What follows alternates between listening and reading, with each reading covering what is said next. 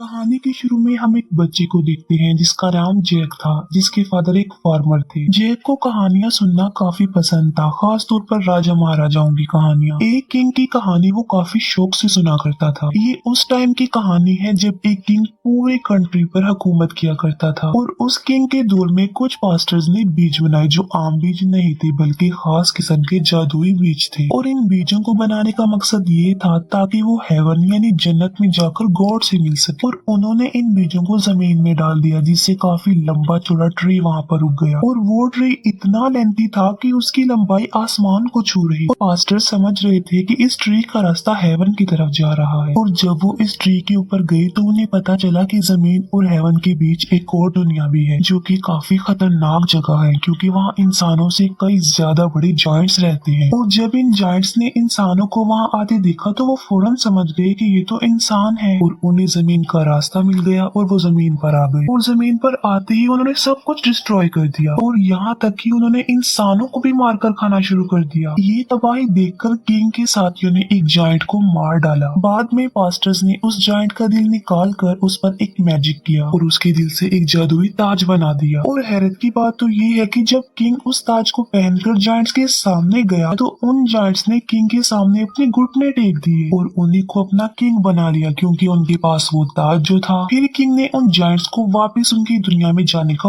Order दिया और उन सब जायंट्स के चले जाने के बाद किंग ने उस ट्री को कटवा डाला और उस ट्री के बीजों को किंग ने हमेशा के लिए अपने पास संभाल कर रख लिया। और जब किंग की डेथ हुई तो उनके साथ उस कॉफिन में वो जादुई बीज और ताज हमेशा हमेशा के लिए दफना दिए गए। और ये कहानी जैक के अलावा प्रिंसेस को भी काफी ज्यादा पसंद थी क्योंकि प्रिंसेस उस किंग की फैमिली में से थी और उनकी मदर हमेशा उनको ये कहानी सुनाया करती थी। फिर हमें 10 साल बाद का सीन दिखाया जाता है जहाँ पर हम जैक को देखते हैं जो कि अब बड़ा हो गया था और वो सिटी में अपना घोड़ा सेल करने के लिए जा रहा होता है। और जब वो सिटी में पहुँचता है तो वो देखता है कि उसी किंग का ड्रामा चल रहा है जिसकी कहानियां वो बचपन में सुना करता था और वो भी ड्रामा देखने के लिए अंदर चला जाता है। वहाँ हम एक लड़की को भी देखते हैं जो कि प्रिंसेस थी जो कि अपना भेष बदल कर वहाँ आई थी और कोई उन्हें पहचान नहीं पाता कि वो प्रिंसेस है। और तभी कुछ लोग प्रिंसेस को परेशान करने लगते हैं। जैक प्रिंसेस को बचाने के लिए आगे बढ़ता है और एक लड़का जैक के मुंह पर पंच मारता है। जैक उन्हें धमकाता है और वो सब अपने घुटने टेक देते हैं। जैक समझता है कि वो लोग उससे डर गए लेकिन पीछे मुड़कर देखने पर पता चलता है कि प्रिंसेस के साथ ही वहाँ पर आ गए थे और उन लोगों के घुटने टेकने की वजह यही थी और प्रिंसेस उन लोगों के साथ चली जाती है। फिर हमें रॉड्रिक दिखाया जाता है जिसके साथ प्रिंसेस के फादर किंग प्रिंसेस की शादी करना चाहते थे लेकिन प्रिंसेस उसे पसंद नहीं करती थी और वो उससे शादी करना नहीं चाहती थी। रॉड्रिक देखता है कि उनके स्टडी रूम में सब कुछ बिखरा हुआ है तो वो चेक करता है कि क्या गड़बड़ है और उसे एक गमले में से वही ताज मिल जाता है जो सालों पहले जायंट के दिल से बनाया था। लेकिन एक चीज बुक से मिसिंग भी थी। रॉड्रिक अपने सोल्जर को ऑर्डर देता है कि पूरी सिटी को बंद करवा दो और उसी पास्टर को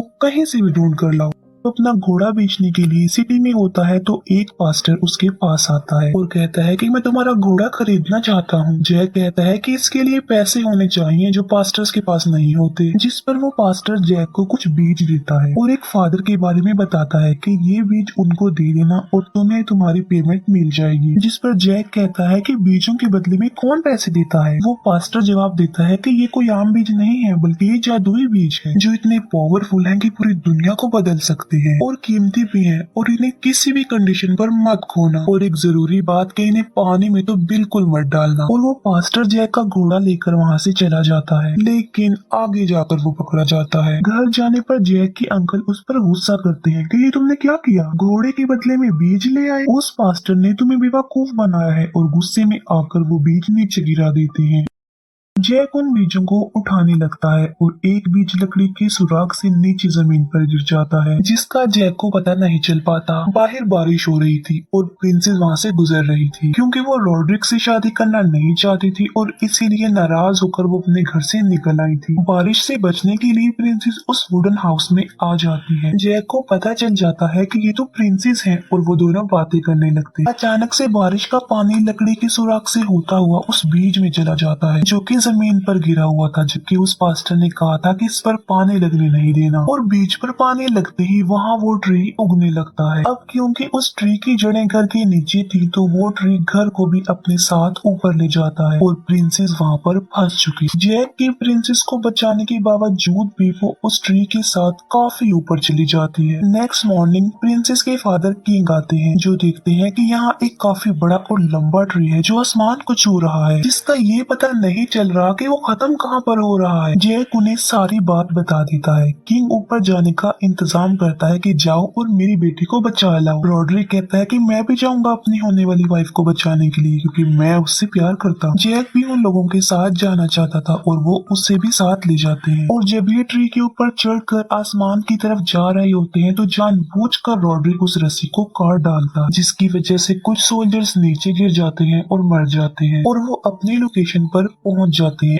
ऐसी दुनिया जो जमीन और हेवन के बीच में। वहां पहुंचकर रॉड्रिक जैक को कहता है कि मुझे पता है कि तुम्हारे पास वो जादुई बीज है और तुम वो मुझे दे दो। जैक वो बीज देना तो नहीं चाहता था, लेकिन रॉड्रिक चाकू दिखाकर उससे वो बीज निकलवा लेता है। लेकिन जैक एक बीज अपने पास ही रख लेता है और वो तीन लोग होकर अलग अलग जाकर प्रिंसेस को ढूंढने लगते हैं। हर तरफ उनकी जान का खतरा था। जिस ग्रुप में जैक था उनके सामने एक जायंट आ जाता है, जो जैक के दोनों साथियों को पकड़कर अपने साथ ले जाता है और जैक भी उसके पीछे पीछे जाता है, क्योंकि वो प्रिंसेस को हर हाल में ढूंढना चाहता था। वो जानता था कि जहाँ ये जायंट जा रहा है वहीं पर प्रिंसेस को छुपाया होगा। फिर हम रॉड्रिक के साथ उसके साथियों को देखते हैं। उनमें से एक को रॉड्रिक उठाकर जमीन पर फेंक देता है, क्योंकि वो उसका साथी नहीं था, और तभी उनके सामने भी एक जायंट आ जाता है और वो रॉड्रिक की नजरों के सामने ही उसके साथी को मार डालता है और अब वो रॉड्रिक को भी मारने वाला होता है। लेकिन रॉड्रिक एक जादुई ताज निकालता है और ये वही ताज था जो हजारों साल पहले जायंट के दिल से बनाया गया था, जिसे किंग ने बनवाया था, और इसमें मैजिक की पावर भी थी। अब जाहिर सी बात है कि जिसके पास ये ताज होगा जायंट्स उसका हुक्म मानेंगे, और इसीलिए वो ताज पहनकर रॉड्रिक एक ऐसी जगह पर पहुंच जाता है जहाँ पर बहुत ज्यादा जायंट्स थे और वहीं पर प्रिंसेस भी थी और उनका एक साथी भी था जिसे जायंट उठाकर ले आया था। तो सारे जायंट उसके सामने घुटने टेक देते। अब उन जायंट्स का जो हेड होता है रॉड्रिक उसे भी अपने आगे झुकने को कहता है और वो ऐसा ही करता है। रॉड्रिक उसके सर पर पांव रखकर तख्त पर आ जाता है और कहता है कि आज के बाद मैं तुम्हारा किंग हूँ, अब हम जमीन पर जाएंगे और सबको अपना गुलाम बना लेंगे। एक जायंट प्रिंसेस और जैक के साथ ही एक फाइटर को अपने साथ किचन में ले जाता है और वो उस फाइटर को अपना खाना बनाने ही लगता है कि तभी वहाँ पर जैक आ जाता है। इससे पहले कि वो जायंट उसे मार डालता है, जैक वहाँ से एक बड़ा चाकू लेकर उस पर कूद पड़ता है और वो चाकू उस जायंट में घुस जाता है और वो मौके पर ही मर जाता है और इस तरह से जैक उस फाइटर की जान बचा लेता है। फिर ये तीनों वहाँ से बाहर निकल जाते हैं और ये एक ऐसी जगह पर पहुँच जाते हैं जहाँ ट्री के जरिए ये लोग नीचे जमीन पर जा सकते थे, लेकिन वहाँ काफी बड़ा जायंट सोया हुआ होता है और उसकी मौजूदगी में ये वहाँ से कभी भी नहीं जा सकते, और इसीलिए जैक और वो फाइटर मक्खियों का एक छत्ता लेकर आते हैं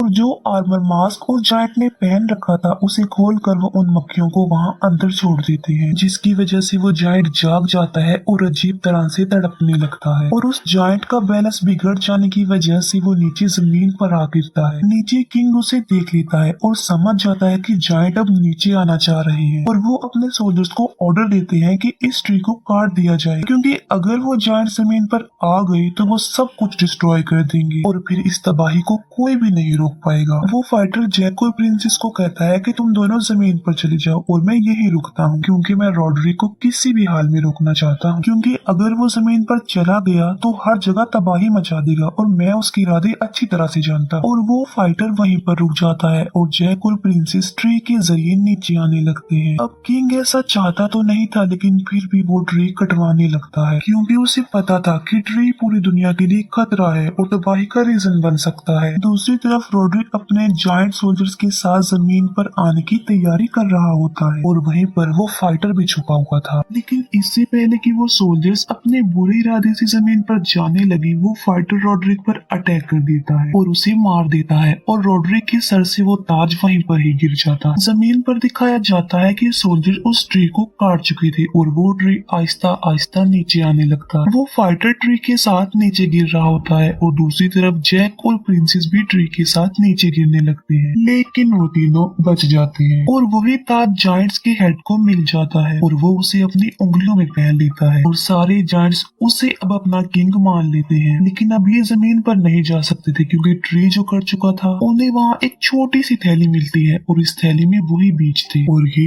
वही जादुई बीज थे। किंग जायंट उन बीजों को पानी में फेंक देता है और वहाँ बहुत बड़े बड़े ट्रीज उगने लगते हैं और ये जायंट्स उन ट्रीज को जमीन की तरफ कर देते हैं और अब वो जमीन की तरफ बढ़ने लगते हैं। किंग को उसकी बेटी मिल जाती है और वो खुश हो जाता है और जैक को थैंक्स बोलता है, लेकिन वो ये नहीं जानता था कि जैक और प्रिंसेस एक दूसरे को पसंद करने लग गए हैं। जैक प्रिंसेस को गुड बाय कहकर वहाँ से चला जाता है क्योंकि वो एक आम लड़का था, एक गरीब था। जब जैक अपने घर की तरफ जा रहा होता है तो वो देखता है कि वही ट्रीज दोबारा से जमीन की तरफ आ रहे हैं और वो फौरन समझ जाता है कि ये उन्हीं बीजों की वजह से उगे होंगे जो रॉड्रिक ने उससे छीन लिए थे और अब वो जायंट्स जमीन पर आना चाहते हैं और वो फौरन घोड़े पर बैठकर राजा को ये बताने के लिए निकल पड़ता है कि सबकी जान खतरे में है। जैक किंग और प्रिंसेस तक पहुंच जाता है और कहता है कि जायंट्स आ चुके हैं और इतनी ही देर में वहाँ पर हर तरफ जायंट्स फैल चुके थे और तबाही मचाने लगे थे। अपनी जान बचाने के लिए किंग और सोल्जर्स घोड़े पर बैठकर पैलेस की तरफ भागते हैं क्योंकि वहीं पहुंचकर वो खुद को सेव कर सकते थे, वरना वो जायंट्स का शिकार बन सकते थे क्योंकि ये लोग उसी किंग की नस्ल थे जहाँ से ये सारी कहानी शुरू हुई और जायंट्स इस फैमिली को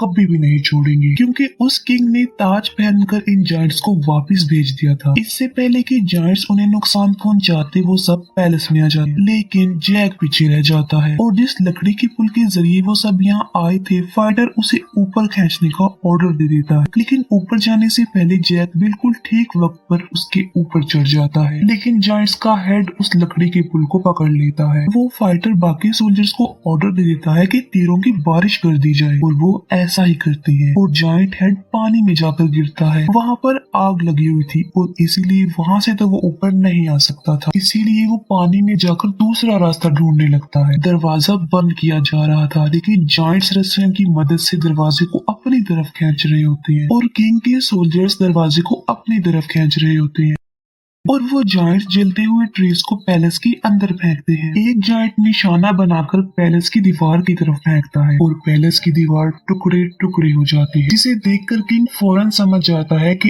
इन्हें रोकना तो इम्पॉसिबल है। किंग प्रिंसेस को कहता है कि तुम एक रूम में जाओ, वहाँ पर एक सीक्रेट रास्ता है जो तुम्हें एक जगह पर ले जाएगा। वहाँ तुम्हें एक फायर टॉर्च मिलेगी और तुम उसे जला देना, जिससे सबको पता चल सके कि हम लोग खतरे में हैं। जिस पर जैक और प्रिंसेस अपने मिशन की तरफ चल पड़ते हैं और जब वो महल में फायर टॉर्च की तरफ बढ़ने लगते हैं तो जमीन फटने लगती है क्योंकि वो जायंट हेड जो पानी में गिरा था वो उस जमीन को फाड़कर ऊपर आ रहा था और बाहर आकर वो उन दोनों पर अटैक कर देता और उन दोनों को पकड़ लेता है और वो जायंट जैक को खाने ही वाला होता है कि जैक वो आखिरी जादुई बीज निकालता है जो उसने संभाल कर रखा था और वो उस बीज को जायंट के पेट में डाल देता है। बीज पेट में जाते ही जायंट के साथ कुछ अजीब होने लगता है और वो उन दोनों को छोड़ देता है और उसके पेट में वो ट्री उगने लगते हैं, जिसकी वजह से उसकी बॉडी के टुकड़े टुकड़े हो जाते हैं और जैक के पास उसका कटा हुआ हाथ आकर गिरता है जिसके हाथ में वही जादुई ताज था। दूसरी तरफ सारे जायंट पैलेस में आ चुके थे और उनके सामने किंग और सारे सोल्जर्स खड़े हुए थे और उन्हें अपनी मौत अपने सामने नजर आ रही थी। लेकिन अचानक से सब जायंट्स अपने घुटने टेक लेते हैं और वो लोग सोच में पड़ जाते हैं कि ये क्या हुआ। पीछे मुड़कर देखने पर उन्हें पता चलता है कि जैक अपने हाथ में वो ताज लिए खड़ा हुआ है और वो उस ताज को अपने सर पर रख लेता है और वो सब जायंट्स को